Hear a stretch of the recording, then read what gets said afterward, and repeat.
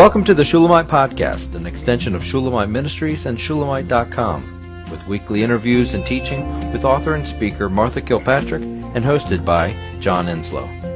This weekly podcast is a way to stay connected to the ministry. So come experience anointed messages, not giving just another method, but a living impartation.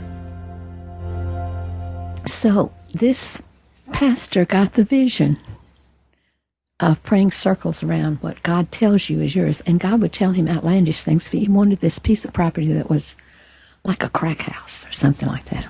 They wanted to make, God said, make a coffee house in Capitol Hill. And he asked the price, I think it was $2 million. And he went to the owners and he said, I have no money, no credit. I'm a pastor and I want that piece of property. And for God, and the owners were Jewish. I don't remember the circumstances, but I think he got it for $300,000, and God had to provide that $300,000, but it was not $2 million. And he went issue after issue like that. That they got the last piece of available property on Capitol Hill, and it was $14 million for that piece of property. And everything that happened, negative and positive, was the answer to his vision. Even everything that shut down. 3 times someone outbid him for a piece of property. But it was God, because he needed a different situation. So I want us to get the vision of the possibilities. And it includes praying circles around your family and around your own life. But I'm bringing it to you as a new call to prayer for us to get the vision.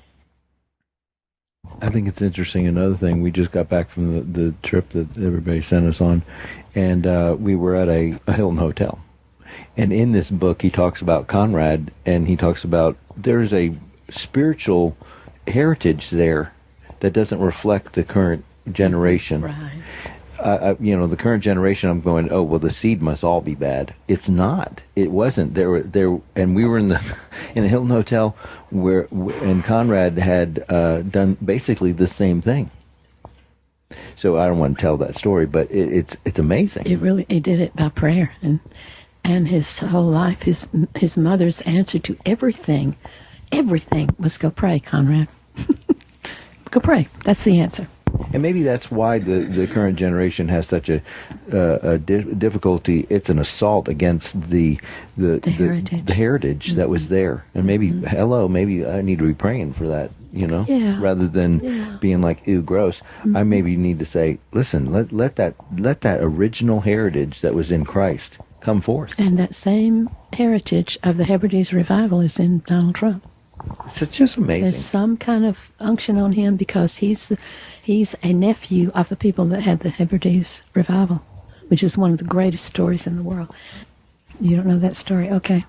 Yeah, that revival was started by 2 old women, sisters. One of them was blind and the other was crippled. They could not go to church, so they had church in their home, and they began to pray for revival. And they prayed that revival in, and it was an astonishing revival that went, I don't even know how far. Their niece went to New York City and met a man named Trump, married him, and their son was Donald Trump. One of their children was Donald Trump. And I remember him going, early in his presidency, he went to, was it Scotland? Scotland, to the little cabin, and stood in front of that little cabin. They didn't make a big issue of it, except as it was his roots. They didn't have any spiritual, or news didn't pick up on the spiritual thing. He went to that. He goes every couple of years to that little cabin and stands in front of it and does I don't know what. But one thing we've learned about him is that his goal is to be the most praying president who's ever lived. He will have to be. He will have to be. And that's one reason he's surviving, is because he is giving himself to prayer. And maybe that's the answer to the very answer to his prayer, is that, you will be a praying person if you've got a serious burn, and he's got a serious burn. Yeah. So maybe it's that's how God's answering it. And I know that those 2 old women, seemingly fruitless, seemingly incapable of anything, I don't know which one of them prayed, but they prayed other prayers in. And one man went to a barn for 2 weeks and prayed that Duncan Campbell would come to the Hebrides Islands. Well, they were just little farm people. They were nobodies. Duncan Campbell, who was a great evangelist, was in probably England. And God said, go to the Hebrides Island. He went, I don't know anybody. Why am I going there?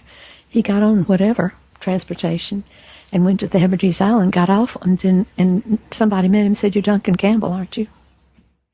And he preached, and a revival broke out. But those two women, that gave me such courage, that story, because the fruit goes on and on of prayer. My books can burn up, but my prayers will live beyond me and keep reverberating. And that I knew it when I was a young believer, that the most important thing to do was pray. That was the one permanent fruit you could bear, was prayer. You know my vision of your revival. My passion is the last revival. You all know the vision I had in the church, and the pastor was preaching on, I think, I quoted someone who said, the reason we don't have revival is because we don't have mentors, mentoring people who mentor other people. And I had a vision of the United States. I had a map of the United States, and over it were like towers of different sizes, and it was all the most incredible, ferocious intercession for revival. I knew that's what I was looking at. It was everywhere, the whole United States. And when I finally took it to him, he said, you probably don't know, Martha, that they say that the Methodist Church is the one denomination ripe for revival because we have so many churches. We have so many buildings where revival can take place. So I believe that what I've been through in the last year is the death of a vision, and that what he's resurrecting is through this circle of prayer. I started it with the church. I've looked for someone in there. I've looked among us for someone with the same passion for revival. Jim Pierce's son, I told him about that. He said, Miss Martha, that's what we see. He's in a circuit riders ministry where they go from campus to campus, and he said, we call them the chimneys of prayer. You've described the chimneys that we've seen. So that was my confirmation and they're doing it with enormous effect. So, are you on board? We hope you've enjoyed the Shulamite podcast. For all the latest from Shulamite Ministries, please visit us at shulamite.com, where you'll find Martha's daily devotions, posts from getalongwithgod.com, and the online library of all of Martha's writings. At shulamite.com, downloading the free Shulamite app is easy, and livingchristianbooks.com is only a click away. Thank you for joining us on this journey to discover a God worth knowing.